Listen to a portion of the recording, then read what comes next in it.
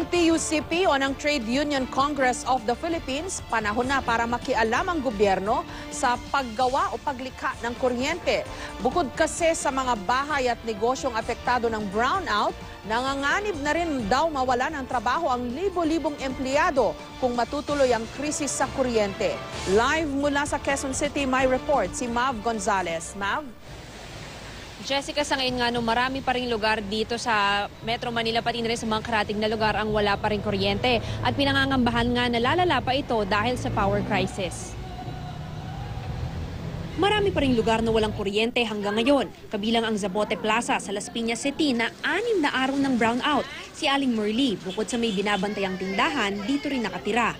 Alas 5 pa lang ng hapon pero kailangan ng magligpit ng mga paninda nila Aling Merly bago pa sila abutin ng dilim. Ngayon, nalugi na nga sila sa negosyo, ganito pa yung tutulugan nila ngayong gabi. Wala silang kuryente kaya di kandila. Dito naman sa loob, ayan, madilim, mainit, malamo, kaya pati yung mga apo niya na nakikitulog dito sa kanila ay napeperwisyo. Siyempre, hirap na hirap kami. Mga bata natutulog, hindi makatulog kasi maraming lamok, mainit. Hindi rin kami maanuhan ng kuryente. Hindi nga namin alam kung bakit ganong kabagal ang nila.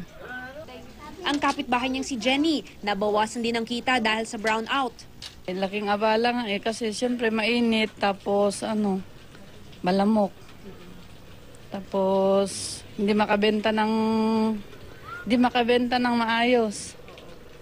Kasi mga soft drinks namin minsan walang malamig. Naglalagay na lang kami sa cooler, sa yelo. Hindi dagdag gastos pa sa inyo yun? Oo. Isang linggo na ring brownout sa bahaging ito ng Tanza, Cavite. Mga bata hindi makapag-aral. Una-una nakakapasok ang uniform, hindi napaplansya. Kasi nga walang kuryente. At saka napakainit, napakaraming lamok. Inip na po yung aking mga kabarangay. Kasi po, meron silang mga hanap buhay dito, may mga boarding house, may yung mga meron silang mga bagong panganak na sanggol. Apektado po ang buhay dito.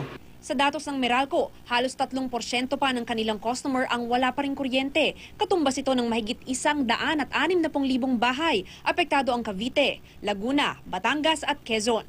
We are trying our very best to restore power soonest. Pero kuminsan, may mga pagkakataon talaga na it takes time. Like for example, kapag talagang totally devastated or halos totally devastated yung facilities mo, you start from scratch.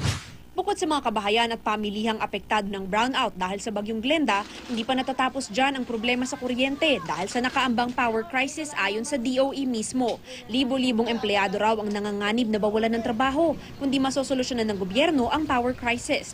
Ayon sa Trade Union Congress of the Philippines, apektado kasi ng problema sa kuryente ang ating ekonomiya. Wala hong power, walang investor, walang trabaho. Hindi lang bagong trabaho, apektado din tayo dun sa ating mga kasalukuyang mga businesses na operational ngayon dahil 60% of operational costs ng small and medium-sized enterprises ay dahil sa presyo ng kuryente. Kapag naibalik na ang supply ng kuryente, nakaamba namang kulangin ang reserba sa susunod na taon. Sa tingin ng TUCP, dapat nang mangialam ang gobyerno sa power generation o paglikha ng kuryente. Nang sa gayon, hindi na kailangang umasa sa mga pribadong power supplier. We are at the mercy of the power generators. Their policy, de facto, is being set by the private sector. Let us not over-rely on the private sector. Jessica, ang problema nga ngayon ay nangangapa sa dilim literally and figuratively yung marami nating kababayan dahil wala pang saktong petsa kung kailan maibabalik ang kuryente nila. Jessica? Alam mo, matagal nang pinagdedebatihan itong isyong to, Mav.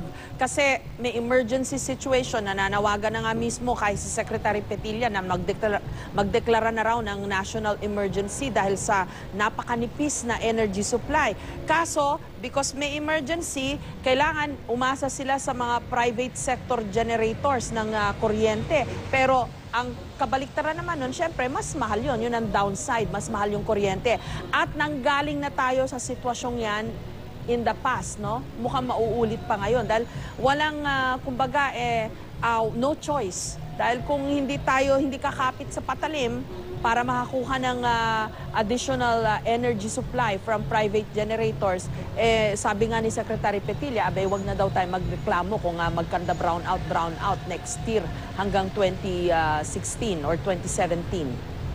Actually, Jessica, meron nga ngayong petisyon sa Kongreso na itong batas na ito, yung Section 71 ng Electric Power Industry Reform Act, ay sana raw mabigyan na ng presidential power si Pangulong Aquino para makapagdeklara siya ng National Emergency on Power. Kapag nangyari kasi yan, yung gobyerno na mismo ang maaaring kumuha ng mga mini power plants galing sa ibang bansa. So, iaangkat yan at i-install dito sa atin at maaari yung mag-provide ng hanggang 200 megawatts ng power. Ayon naman nga kay Secretary Petilla, maaari lang naman na magkulang yung power supply natin for April and May sa 2015. So kung makukuha natin yung mini power plants na yan, masosolusyonan yung kakulangan natin sa power. Yun nga lang, ang hiling din ng mga kababayan natin, pati na rin ng TUCP, sana raw siguraduhin na magkakaroon nga tayo ng power supply, pero sana affordable ito. Jessica?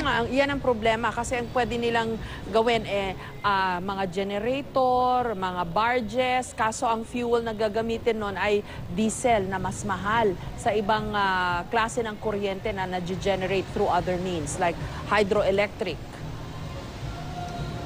Tama ka dyan, Jessica. Pero kasi nga, sabi nga ni Secretary Petilla na meron tayong emergency, national emergency on power. Kaya kailangan din na medyo mabilisang solusyon ang ilalaan natin para rito. Pero kasi nga, dahil naranasan na natin ito ngayon at ngayon maaari na naman nating maranasan sa 2015, dapat daw magkaroon na ng multi-agency and multi-sectoral na pag-uusap para in the long run, talagang masolusyonan na ang problema na ito. Meron naman tayong ilang pang mga nakaplansya na mga power plants na itatayo by next year, in the next few years. Meron nga dyang hydroelectric, meron din dyan yung galing sa hangin. Ngayon nga lang, medyo matatagalan kasi ang pagpapatayo nito. Kaya for the meantime, sana raw sa 2015 ay kumuha na lang muna tayo ng mini power plants galing sa ibang bansa. At yun muna yung pansamantalang solusyon sa problema natin. Jessica? Maraming salamat sa iyo, Mav Gonzalez.